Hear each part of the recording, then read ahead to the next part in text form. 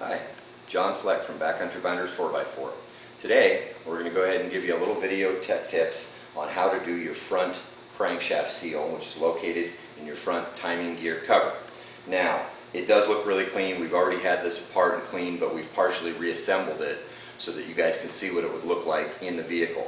This is going to be the same on a V8 or a 4-cylinder. It happens to be a 4-cylinder we're working on today, but we're going to show you just the general steps to take to go ahead and change out that front crankshaft seal.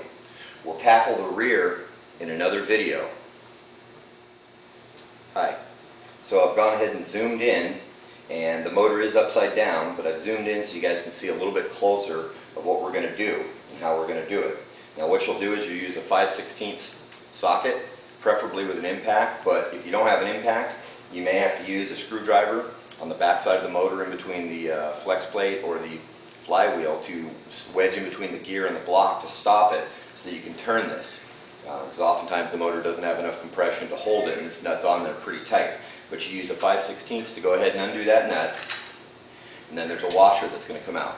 And so that comes off, and then the next thing that comes off will be the crankshaft. But we're going to have to use a tool to do that. So what we're going to use is a standard 3-jaw puller. Okay? And what we do is we hook to each side of this pulley. You take the pulleys off because those bend, but you hook to each side of this harmonic balancer. We like to use a little plate inside here because there is a hole. So we use either a little piece of steel flat plate, you can use a bigger socket with something flat on it, as long as this part here that screws down and applies pressure has something to push against, because you don't want it to go inside the hole and booger up the threads. And anyway, you just tighten that down and it'll go ahead and it'll put pressure on this. You can use a rubber mallet and just kind of smack the backside and shock it, so to speak, and then retighten it up, and then shock it, retighten it up, shock it, and that'll just keep wiggling it off. So once that's ready, it'll just pop off. So be careful, but it'll pop off and come right off. This is the seal surface that we're going to go ahead and redo, because this rides against the seal that's normally in there. What's normally in there is a little rubber nitrile seal that fits in there. We've already taken this one out again for the purposes of this video. You'll undo all the 5/16 bolts all the way around. Now they are specific heights, because this one's the longest, and then we have the second longest single one, and then all the others, except this one will be a real short one. All the others will be the same length. So you'll undo all those, and then this whole timing cover will pop off. So once the timing cover's off, you'll set that aside. And then, like in past videos and stuff, you need to clean this gasket surface. And we use a razor scraping blade, and we scrape the whole thing really, really good. And then what we do is we come in, and if you don't have one of these tools, I recommend you get one, because it comes in handy a lot when you're doing this. But we get our shop vac, and we use our little rotary Nuki grinder with the abrasive cookies that clean gasket prepping and stuff. And this spins one direction. It spins clockwise. So what we do is when we come on here, we use the leading edge and spin it clockwise so that it's always grabbing the dirt and throwing it out. And we take our shop vac and we hold it right there as we're cleaning it. And that way it sucks up everything and keeps the dust from getting on the inside of your motor. Now I realize inside the engine compartment it's going to be a little bit tight to do that. So if you don't want to use a cookie, just scrape it really, really good with a razor blade. Maybe get in there with a little wire brush and scrub it down really good. The thing is, you need to have it surgically clean, as we always mention, so that the gasket, we use the Right Stuff gasket maker in a can, will adhere and keep you from a leak-free trouble installation. That's what you want. You want it to be nice and sealed up. So we've already gone ahead and cleaned that surface. We've already gone ahead and cleaned up the front timing gear cover, and we got that all clean. So with that, what we're going to do is we're going to zoom in and show you that. Okay, so we've gone ahead and zoomed in, and here we have our timing cover, and we got our new seal, and we got a couple of tools to help us install this, and we're going to go through that. Now, I've always preached in some of my other videos, you guys know I always talk about this, the Right Stuff gasket maker in a can. This is the best stuff out there. We love this. I mean, absolutely, this will definitely work 100% of the time. That said, over the years, we've come to favor a couple of other products when we do our front and our rear seal, just because it has a thin application brush and it's just a little easier to brush on.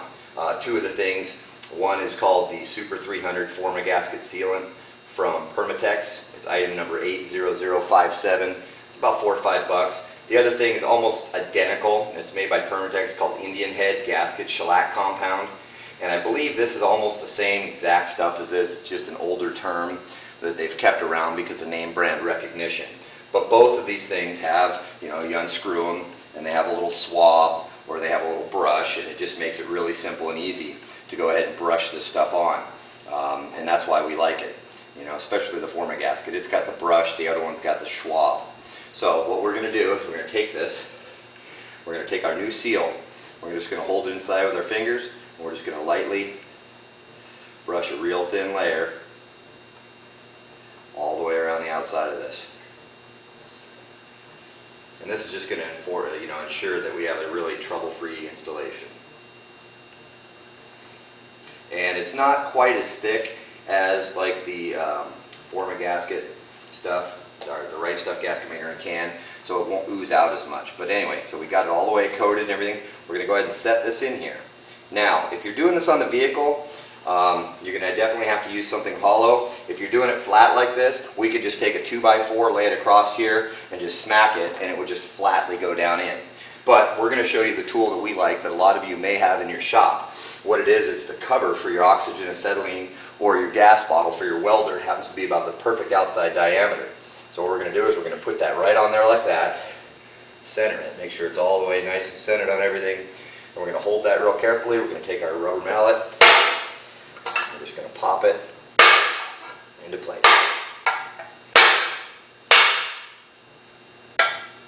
Just tap it off to make sure it's in there fully. And when it seats fully, you'll kind of hear that. There's a little bit of a noise change. And then you know it's fully seated in there.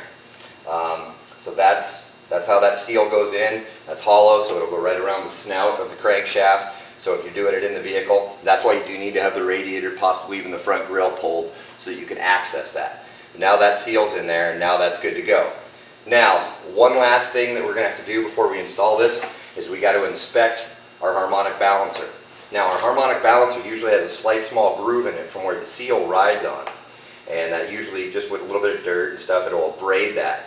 If it's really bad, you're going to have to use a speedy sleeve, which is just a thin sheet metal sleeve that goes over the top and seals. Put some sealant on it and it goes on. You can get them at your local parts store and it fits over there. We'll be carrying them here at Backcountry in the future, but it goes over that and it'll provide a brand new surface. This one's really good. What we're going to probably do is we're just going to hit it with some light 2000 grit sandpaper just to take away any ridges. We may even go put it over on our lathe. Not many of you have a lathe, but we'll just put it on our lathe, grab it, spin it, and just polish the surface up so it's just super high polish. So that's that. Then what we're going to do is we're just going to reverse the the disassembly steps. We're just going to take that and we're going to go ahead and use our Right Stuff gasket maker in a can, and we're going to put that on there, and we're going to do that right now. Okay, and so now we're going to go ahead and use our favorite product, the Right Stuff gasket maker in a can, as you've seen in our other videos. And what we do is we just take it, it's like easy cheese. You apply a thin layer all the way down and around. Don't worry about going around every screw hole. That'll come here in a second, just as in past videos. This gives us our thin little layer that we need. And we're going to take our finger, and we're just going to sit there and work in a circular motion, and we go around the bolt holes, all the way down that path where that gasket's going to sit. And the reason we do that is because it makes sure it keeps a nice thin layer. Otherwise we get too much built up and it oozes out, and it makes for just a really ugly looking installation. So, work all the way around.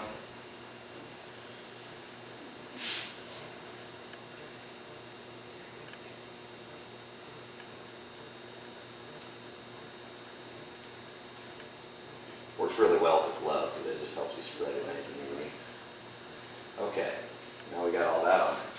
Now, one thing we're going to do is we want to make sure when we're putting this on that we don't have any blind holes, so we take a pick and we're going to check all of our holes, which we've previously done. And none of these, unless the factory drilled them too deep, are what they call a through hole. These are all blind, so they stop. Now, if any of these went through, just like in past videos on the intake manifold and such, we have to use our Teflon thread sealant, which we keep handy. and that would make sure that the oil doesn't creep up the threads, and then you have a leak, you know, a couple weeks down the line after you've got done with this job. So now we're going to pop our cover on. Now I've gone ahead and I've already put the gasket goop on the cover, and I've already just set the gasket on there, so it's ready. So what we're going to do is we're going to grab our longest bolt first. We're going to lay this on here. Real carefully. Take our longest bolt first. We're going to put that through there. We're going to start the threads. We're going to take our second longest bolt and put that through that one right there. Start the threads. And then we're going to take our shortest bolt. We're going to put that down here on the shortest spot. So those are the three critical ones that are length specific. Now all the other ones are all the same length. And what we've also done is we've gone ahead and go buy a bag of 5/16 lock washers. A new lock washer is cheap insurance. It's like $2-3 a bag for, you know, 50 of them or whatever. But anyway, we put those on there. And I always start the threads by hand. That way I know that I'm threading in.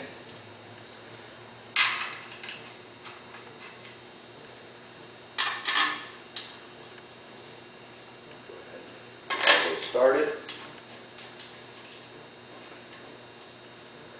Make sure our gasket's in place. And what we're going to do is we're going to use a speed wrench. One of the things I like when I'm assembling a motor. It works really fast without over tightening because these do have a torque spec. Now the torque spec is 14 to 16 foot-pounds. And we'll do that here in a second once we get all these down to just snug. And that way we ensure we get a nice even pressure on everything. Mistakes. So we got them all snug now, and now what we're going to do is we're going to switch over to a small inch-pound micrometer or a torque wrench. And I suggest you have one of these. It's good for doing all the smalls. I already got it set at 15 foot-pounds, so I'm just going to work that around until I feel it break.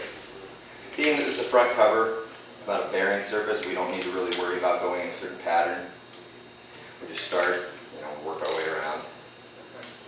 And you'll feel it break over. It doesn't really pop loud because it's not a real high torque, so you just barely feel it pop over.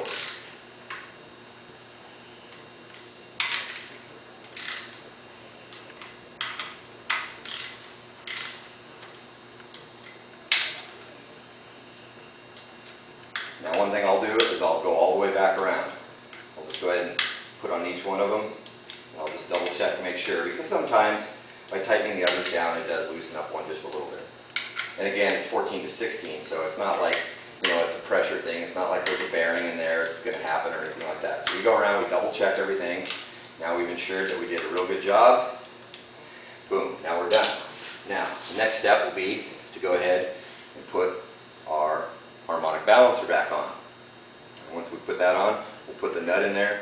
And we'll just tighten down the nut slowly and it just drives it in. We will want to put just a thin layer of oil on the naming as it goes in the seal. That way it lubricates it as it goes in and it doesn't rip or tear the seal.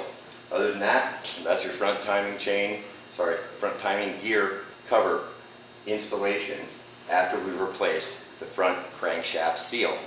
Again, thanks for watching. This is Backcountry Binders 4x4. Tune in for our next tech video and we'll be seeing you soon. If you got any questions or if you need the gasket kits, we keep them all in stock for you. We have all the knowledge. We can walk you through this. You can go onto our web forums at backcountrybinders.com, and in the upper right hand corner you'll see a link that says forums. It's absolutely free. You can peruse them, browse them. You don't even got to sign up to see everything. There's pictures of everything we do. There's pictures of all the projects we do and all the people that we've helped over the years. So thanks again for tuning in, and we appreciate it. See you next time. As an addendum to this video, one thing I forgot to mention on the front timing gear covers, once you get it all installed, your gasket's going to stick up a little bit here. So we take a common razor blade and we just take it and we slice that little piece off. That little piece sticks up and that'll hit your oil pan gasket and will cause a leak right there. So slice that little piece off on both sides, just like that. Just run your razor blade right along the edge and each little piece will come off. We also do that same exact thing on the rear main seal on those little rubber side plugs. We slice off the top edge of those. That way it's a nice smooth surface on each side. So we forgot to include that in our earlier portion. But thank you very much.